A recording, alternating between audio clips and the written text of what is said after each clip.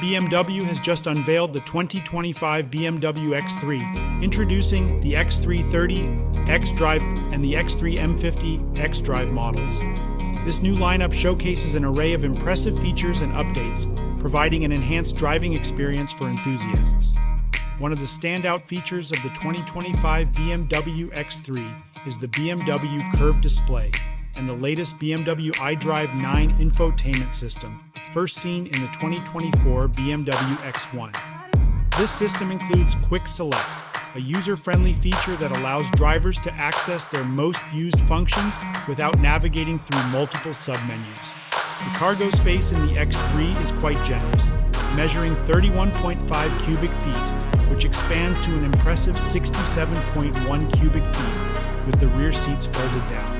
Additionally, the X3 is capable of towing up to 4,850 pounds when equipped with the optional trailer hitch.